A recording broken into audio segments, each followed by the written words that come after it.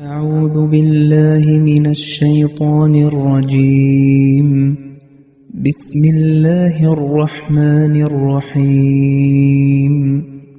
وإذ قال ربك للملائكة إني جاعل في الأرض خليفة قالوا أتجعل فيها من يفسد فيها ويسفك الدماء ونحن نسبح بحمدك ونقدس لك قال إني أعلم ما لا تعلمون. അസ്സലാമു അലൈക്കും വറഹ്മത്തുള്ളാഹി വബറകാതുഹു. സൂറ അൽ ബക്കറയിലെ 31-ാമത്തെ വചനമാണ് നാം ഇപ്പോൾ ശ്രവിച്ചത്.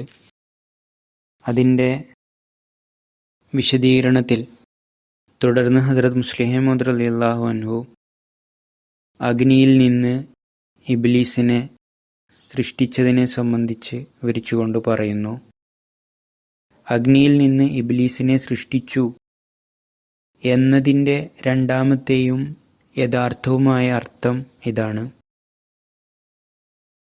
ഇബ്ലീസിനെയോ ജിന്നിനെയോ ഭൗതിക അഗ്നിയിൽ നിന്നാണ് സൃഷ്ടിച്ചത് എന്നല്ല അതിനർത്ഥം. മറിച്ച് ഇതൊരു അറബി ശൈലിയാണ്. അവൻ്റെ സ്വഭാവം അഗ്നിതുല്യമായിരുന്നു. അനുസരണ സഹിക്കാൻ അവന് കഴിഞ്ഞില്ല എന്നതിനെയാണ് ഇത് സൂചിപ്പിക്കുന്നത്. ഖുർആനിലെ മറ്റു സൂക്തങ്ങളിലും ഈ ശൈലി ഉപയോഗിച്ചിട്ടുണ്ട്. അല്ലാഹു പറയുന്നു, ഖുലിഖൽ ഇൻസാനു മിൻ അജൽ സഊരീകും ആയാതി ഫലാ തസ്തഅജിലൂൻ. അൽ അംബിയായിലെ 38-ാമത്തെ വചനമാണ്. അതിൻ്റെ അർത്ഥം ഇപ്രകാരമാണ്: മനുഷ്യനെ തിടുക്കത്തിൽ നിന്നാണ് സൃഷ്ടിച്ചത്. എൻ്റെ ദൃഷ്ടാന്തങ്ങൾ ഞാൻ നിങ്ങൾക്ക് കാണിച്ചു തരാം, അതിനാൽ നിങ്ങൾ ധൃതി കാണിക്കരുത്. ഈ സൂക്തത്തിന് ഒരിക്കലും ഈ അർത്ഥമില്ല എന്നത് വ്യക്തമാണ്. തിടുക്കവും വേഗതയും മനുഷ്യനെ സൃഷ്ടിച്ച ഒരു പദാർത്ഥമാണ് എന്നല്ല, മറിച്ച് മനുഷ്യൻ്റെ സ്വഭാവം തിടുക്കമുള്ളതാണ്. അവൻ എല്ലാ കാര്യങ്ങളുടെയും ഫലം പെട്ടെന്ന് കാണാൻ ആഗ്രഹിക്കുന്നു എന്നാണ് ഇതിനർത്ഥം. അതുപോലെ തന്നെ വിശുദ്ധ ഖുർആനിൽ അറൂം 55-ാമത്തെ വചനത്തിൽ അല്ലാഹു പറയുന്നു, അല്ലാഹുല്ലദീ ഖലഖകും മിൻ ളുഅഫ്. അഥവാ നിങ്ങളെ ബലഹീനതയിൽ നിന്ന് സൃഷ്ടിച്ചത് അല്ലാഹുവാണ്. ഈ സൂക്തത്തിനും ബലഹീനത മനുഷ്യനെ സൃഷ്ടിച്ച ഒരു പദാർത്ഥമാണ് എന്നല്ല അർത്ഥം, മറിച്ച് മനുഷ്യൻ്റെ സ്വഭാവത്തിൽ ദൗർബല്യമുണ്ട്. അവന് സ്വയം മാർഗനിർദ്ദേശത്തിനുള്ള വഴി കണ്ടെത്താൻ കഴിയില്ല. അല്ലാഹുവിൻ്റെ മാർഗനിർദ്ദേശം അവന് അനിവാര്യമാണ്.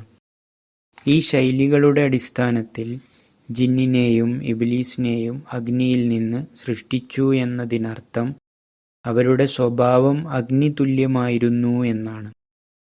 അതായത് മനുഷ്യനിൽ സാമൂഹിക ഭരണകൂടത്തെ അംഗീകരിക്കുന്നതിനുള്ള കഴിവ് ഉണ്ടാകുന്നതുവരെ അവൻ്റെ സ്വഭാവം അഗ്നിതുല്യമായിരുന്നു.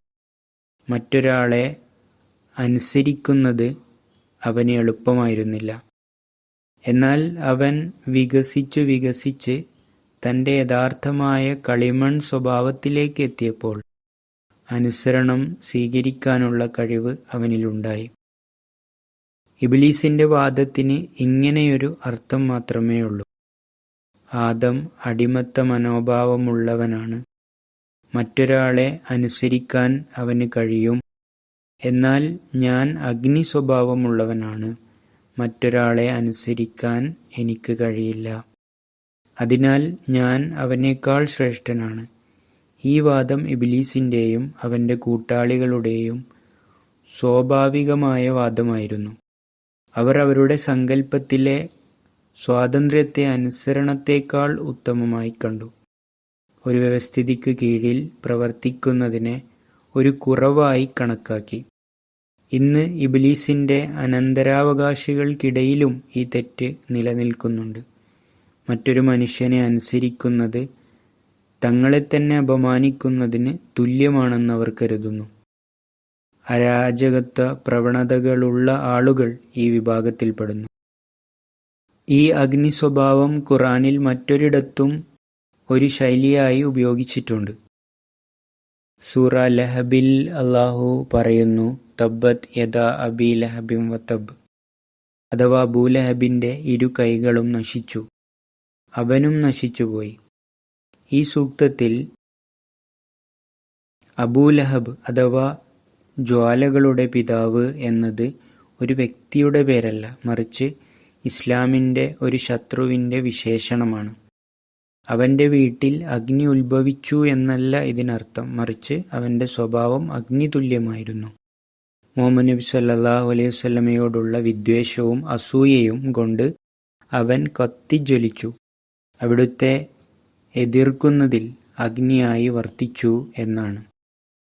വ്യാഖ്യാനത്തിലുള്ള ഖുർആനിക സൂക്തങ്ങളുടെയും മറ്റു സൂക്തങ്ങളുടെയും വെളിച്ചത്തിൽ മുകളിൽ വിശദീകരിച്ച കാര്യങ്ങളിൽ നിന്ന് വ്യക്തമാകുന്നത്, ഖുർആനിക പാഠമനുസരിച്ച് ഒന്നാമതായി മനുഷ്യന്റെ സൃഷ്ടി ഒറ്റയടിക്ക് സംഭവിച്ചതല്ല, മറിച്ച് അതിസൂക്ഷ്മമായ കണികകളുടെ രൂപത്തിൽ വികസിച്ച് വിവിധ അവസ്ഥകളിലൂടെ കടന്നുപോയാണ് മാനുഷിക രൂപം പ്രാപിച്ചത്.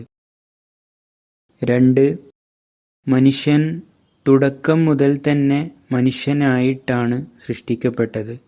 തത്വജ്ഞാനികളുടെ വാദമനുസരിച്ച് മൃഗങ്ങളുടെ പരിണാമത്തിന്റെ ആകസ്മികമായ ഫലമല്ല. 3. ദിവ്യ വെളിപാട് ആദ്യം ലഭിച്ച അസ്തിത്വം ബീജത്തിൽ നിന്ന് സൃഷ്ടിക്കപ്പെട്ട ഒന്നായിരുന്നു. അതായത് ആദ്യത്തെ മൃഗരൂപം സ്വീകരിച്ച അസ്തിത്വം അല്ലാഹുവിനാൽ പ്രചോദിതമായിരുന്നില്ല, മറിച്ച് അതിന്റെ തലമുറയിൽ നിന്നുള്ള ഒരു പൂർണ്ണമായ അസ്തിത്വം ഈ പദവിക്ക് അർഹനായി. ഖുർആൻ അനുസരിച്ച് അവന്റെ പേര് ആദം എന്നായിരുന്നു. 4. ഇതിനു മുൻപുള്ള അറിവിന്റെ കാലഘട്ടത്തിൽ അവനും അവനെപ്പോലുള്ള മറ്റു മനുഷ്യരും ഉണ്ടായിരുന്നു. അവരുടെ വ്യവസ്ഥതയ്ക്കും മാർഗനിർദ്ദേശത്തിനും വേണ്ടിയാണ് അവനെ പ്രതിനിധിയായി നിയമിച്ചത്.